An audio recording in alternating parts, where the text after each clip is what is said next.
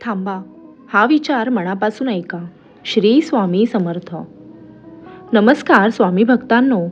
आजचा हा व्हिडिओ सुरू करण्यापूर्वी फक्त एक गोष्ट करा. काही क्षण शांत बसा. तुमच्या मनात सध्या जे काही चाललं आहे ना, चिंता असेल, एखादी अडचण असेल, भविष्याची काळजी असेल, घरातील काही समस्या असतील किंवा एखाद्या व्यक्तीमुळे मन दुखावलं असेल, ते सगळं काही क्षण बाजूला ठेवा आणि स्वामींचं नामस्मरण करा. श्री स्वामी समर्थ. कारण कधीकधी आपल्याला उत्तर लगेच मिळत नाही, पण याचा अर्थ असा नसतो की आपल्या प्रयत्नांना अर्थ नाही. काही गोष्टींसाठी वेळ लागतो आणि काही वेळा जीवन आपल्याला थांबवून एक महत्त्वाची गोष्ट शिकवत असतं. आज आपण त्याच विषयावर बोलणार आहोत. एक छोटीशी गोष्ट. एका गावात एक साधा माणूस राहत होता. तो खूप मेहनती होता. सकाळपासून रात्रीपर्यंत काम करायचा. आपल्या कुटुंबासाठी प्रामाणिकपणे प्रयत्न करायचा. पण काही काळापासून त्याच्या आयुष्यात एकामागून एक अडचणी येत होत्या. एक समस्या संपत नव्हती तोपर्यंत दुसरी समस्या समोर उभी राहायची. त्याने खूप प्रयत्न केले, लोकांकडून सल्ले घेतले, नवीन मार्ग शोधले, पण परिस्थिती काही बदलत नव्हती. एक दिवस तो खूप निराश झाला. त्याने स्वतःशीच विचार केला, मी इतके प्रयत्न करूनही माझ्या आयुष्यात काहीच का बदलत नाही? मी एवढं वाईट काय केलं आहे? माझ्याच वाट्याला एवढ्या अडचणी का? त्या रात्री त्याला झोप आली नाही. पहाट झाली. तो घराबाहेर पडला. चालत चालत एका मंदिराजवळ गेला. तिथे शांतपणे बसला आणि काही वेळाने त्याच्या डोळ्यात पाणी आलं. तो म्हणाला, स्वामी, माझ्याकडून आता काही होत नाही. मी खूप थकलो आहे. मला मार्ग दाखवा. थोडा वेळ तो तिथेच शांत बसला.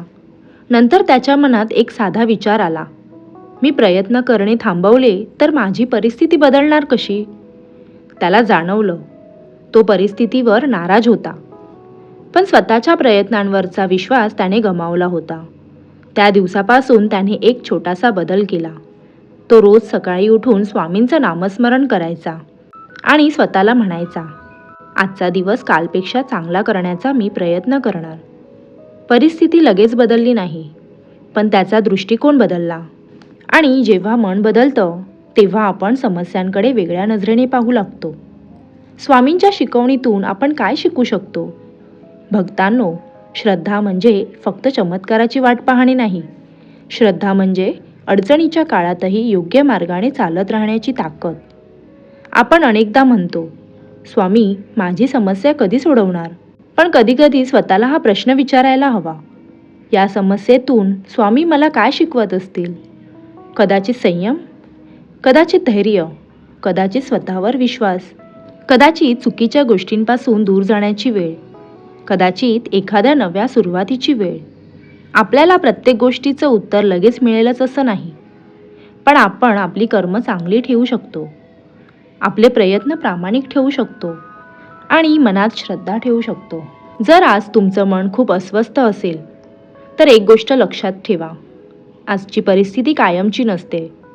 जी अडचण आज खूप मोठी वाटते तीच अडचण काही काळानंतर तुमच्या आयुष्यातील एक शिकवण बनू शकते. म्हणून आज तुम्ही थकले असाल तर थोडा आराम घ्या, पण हार मानू नका. रडावंसं वाटत असेल तर रडा, पण पुन्हा उभं राहण्याची तयारी ठेवा. मनात भीती असेल तर ती मान्य करा, पण त्या भीतीमुळे तुमचे चांगले प्रयत्न थांबवू नका. आणि सर्वात महत्त्वाचं, इतरांच्या आयुष्याशी स्वतःची तुलना करू नका. प्रत्येकाची वेळ वेगळी असते, प्रत्येकाचा प्रवास वेगळा असतो. कुणाचं यश लवकर येतं, कुणाचं उशिरा येतं, पण उशिरा मिळालेली गोष्ट चुकीची असते असं नाही. एक महत्त्वाचा संदेश, आपल्या आयुष्यात काही लोक येतात, काही आपल्याला प्रेम देतात, काही आपल्याला आधार देतात आणि काही लोक आपल्याला दुखावतात. पण प्रत्येक व्यक्ती आपल्याला काहीतरी शिकवून जाते. म्हणून ज्यांनी तुम्हाला दुखावलं त्यांच्याबद्दल मनात कायम राग ठेवण्याऐवजी स्वतःला पुढे नेण्याचा प्रयत्न करा. क्षमाशील राहणं म्हणजे चुकीला योग्य मानणं नाही, तर स्वतःच्या मनाला त्या ओझ्यातून मुक्त करणं आहे. स्वामी समर्थांच्या शिकवणीतून आपण दया, संयम, श्रद्धा आणि सदाचार यांचा मार्ग घेऊ शकतो. आजपासून 3 गोष्टी करा. पहिली गोष्ट, सकाळी उठल्यावर काही क्षण स्वामींचं नामस्मरण करा. मोठा विधी करण्याची गरज नाही.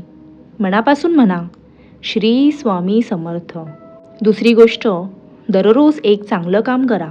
कुणाला मदत करा, कुणाशी प्रेमाने बोला, घरातील व्यक्तीला वेळ द्या, एखाद्या गरजू व्यक्तीला मदत करा. छोटी गोष्ट असली तरी मनापासून करा. तिसरी गोष्ट, स्वतःवर विश्वास ठेवायला शिका. स्वामींचं नामस्मरण करताना स्वतःचे प्रयत्नही सुरू ठेवा. कारण श्रद्धा आणि प्रयत्न एकत्र असतील तर मनाला दिशा मिळते. आता डोळे बंद करा. जर तुम्हाला शक्य असेल तर काही क्षण डोळे बंद करा. मन शांत करा. हळूहळू श्वास घ्या आणि मनात म्हणा, श्री स्वामी समर्थ. पुन्हा श्री स्वामी समर्थ. आणि एकदा मनापासून, श्री स्वामी समर्थ. तुमच्या मनात जी चिंता आहे ती काही क्षण स्वामींच्या चरणी सोपवण्याचा भाव ठेवा आणि स्वतःला सांगा, मी माझे प्रयत्न प्रामाणिकपणे करेन. मी चुकीच्या मार्गावर जाणार नाही. मी कोणाचं वाईट करणार नाही. मी अडचणींना घाबरून थांबणार नाही आणि माझ्या मनात श्रद्धा आणि सकारात्मकता ठेवेन. भक्तांनो, कदाचित आज तुमच्या आयुष्यात अशी एखादी गोष्ट असेल जी तुम्हाला खूप त्रास देत असेल.